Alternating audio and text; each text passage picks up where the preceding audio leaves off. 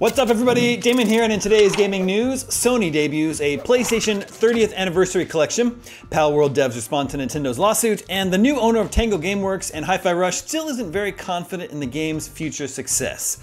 This is your Daily Fix.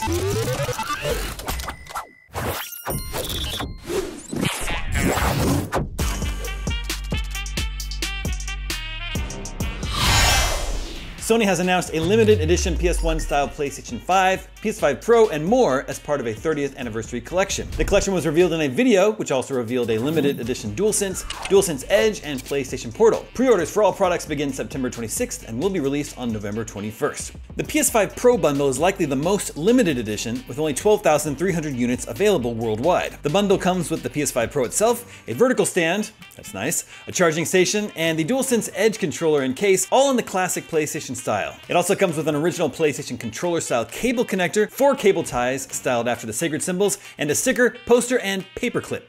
Not sure what the paperclip is for. The other console available is a PS5 Slim Digital Edition, but it does come with a matching disc drive cover for those wanting to use discs on the retro-themed console. The disc drive still needs to be bought separately. It also comes with a regular DualSense controller, vertical stand, and the original PlayStation controller style cable connector, 4 cable ties styled after the sacred symbols, sticker, poster, and that paperclip. Sony didn't share a price for any items in the collection, but the DualSense controller will be available separately alongside the DualSense Edge. That's nice. Pre-orders will be available through PlayStation Direct on September 26th to those with a PlayStation Network account. Participating retailers will also offer pre-orders for the DualSense controller on the 26th and the PS5 Digital Edition on October 10th. The collection is reminiscent of the one Sony released for the 20th anniversary of PlayStation, which saw a PS4 wrapped in the classic colors. Are you going to try and grab any of these special edition items? I'm good with my launch PS5, but I think I'll go for that DualSense controller. That's nice. Moving on. Palworld developer Pocket Pair has responded to Nintendo and the Pokemon Company's surprise patent infringement lawsuit with a statement that says it is unaware which patents it's being accused of infringing. Overnight, Nintendo and the Pokemon Company announced they had taken legal action against fellow Japanese developer Pocket Pair, alleging Palworld, dubbed Pokemon with Guns by fans, infringes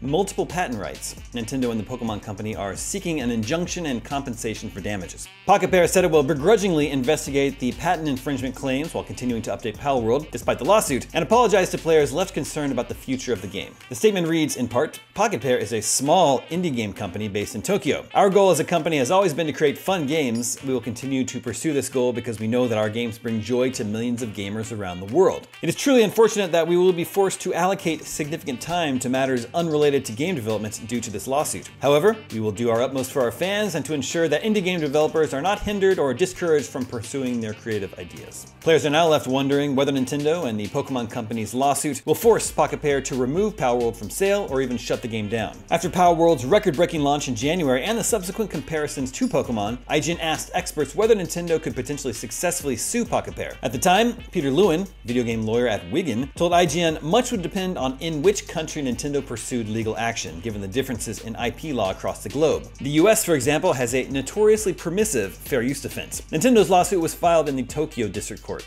We'll continue following this story here at IGN. And finally today, PUBG publisher Krafton has said it didn't buy Tango Gameworks from Microsoft because it cares about making a profit, with the CEO admitting, we don't think Hi-Fi Rush 2 is going to make us money.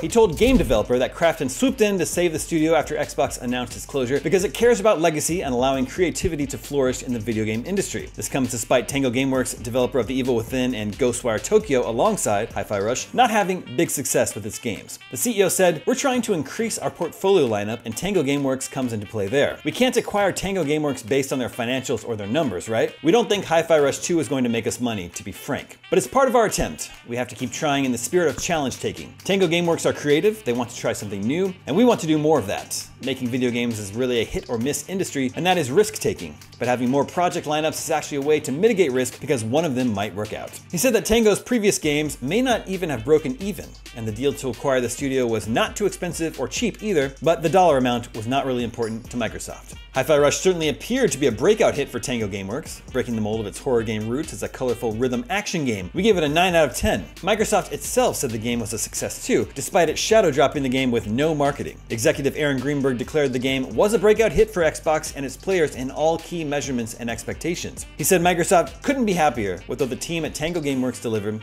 when it hit 2 million players after a month. But just over a year later, the studio was shut down. Look, I think it's great that part of Tango Gameworks and the Hi-Fi Rush franchise was saved, but but publicly saying you don't expect a sequel to make any money might not be a big morale booster for your developers. Okay, thanks boss. We'll get back to work on that game that you think will be a flop. Thanks for the vote of confidence. And that is your Daily Fix for Thursday, September 19th. Now that you're caught up on the news, watch the reveal video for the PlayStation 30th Anniversary Collection. I'm Damon Hatfield, and for all your video game news, stay tuned to IGN.